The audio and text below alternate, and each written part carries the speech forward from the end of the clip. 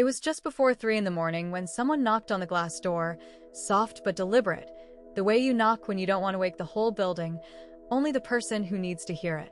I remember standing there under the fluorescent lights, coffee gone cold in my hand, thinking it was another call that came too late or too early. But when I looked up, there was no one there. Just the empty apron of concrete outside the station, wet from a passing drizzle, and beyond it the dark outline of the trees.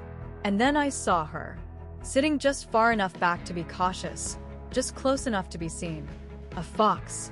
Red coat dulled by night, tail wrapped neatly around her feet. She wasn't afraid. She was waiting. At the time, no one understood how important this would become. Good evening, by the way. Or good morning. Time gets strange on night shifts, and that was true back then too, when I was still new to the station and learning how silence could feel heavier than noise. This was a small-town firehouse, the kind that sat between a diner and an old hardware store, with a single bay and a pole nobody really used anymore.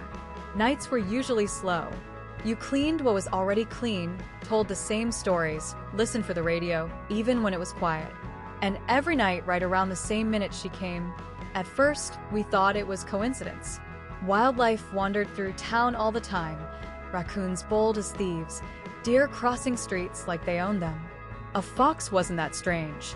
What was strange was the timing. Every night, give or take a minute, she appeared.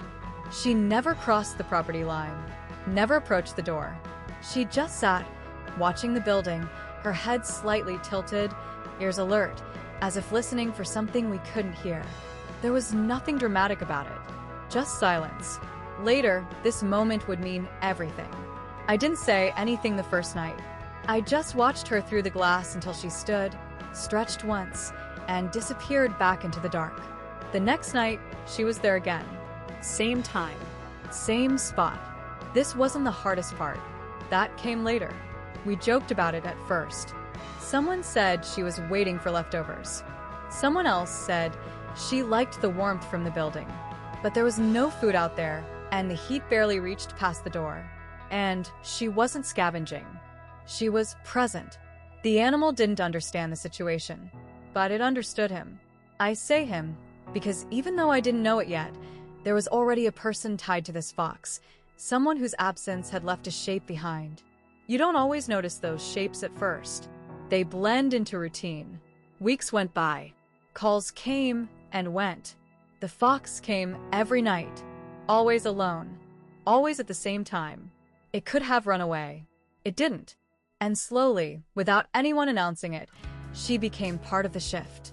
Someone would glance at the clock and say, "She'll be here soon." And then she was. I started stepping outside sometimes, just onto the apron, careful not to cross the invisible line she'd drawn. She never moved back, never moved closer, just watched me with eyes that didn't blink much, eyes that didn't seem wild so much as steady. Memory without words. This is where the story quietly turns. One night, an older firefighter named Dan told me I'd missed it. Missed what? I asked. He shrugged, like it wasn't much, like it was everything. Years back, before I joined, there'd been another guy on nights. Same station, same hours. He used to sit on the steps during quiet moments, smoke he never finished, looking out at the trees. And one winter, a fox started showing up. Same fox, Dan thought. Or maybe not. Hard to say. Foxes don't come with names. That firefighter died suddenly. Heart attack. Middle of the night. They tried everything. The ambulance came. The lights went off and on. And after that, the fox kept coming. He didn't know it yet, but this choice would change everything.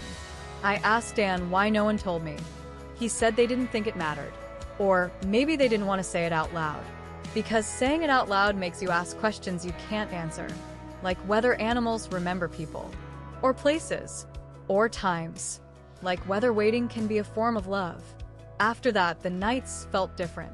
When the fox sat outside, it didn't feel like coincidence anymore. It felt like a vigil.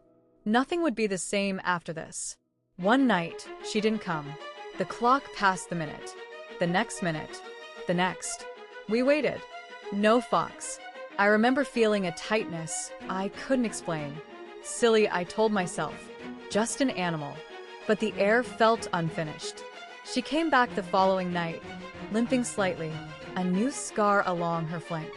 She sat down slower this time. There was nothing we could do. We just watched. Some bonds don't need words. Spring came, then summer, then fall again. The fox kept coming thinner now, older. One night, she sat for a long time, longer than usual. Then she stood, looked once at the door, and walked away. She never came back. For a while, we kept watching the empty spot. Then we stopped. Life filled in around it. But every now and then, when the station is quiet and the clock hits just before 3, I still look up, and I think about waiting, about memory without words, about how some things stay with us even when they're gone. If this story stayed with you too, if you felt that quiet moment linger, you're welcome to stay a while longer. Like, subscribe, and come back. Some stories don't shout. They wait.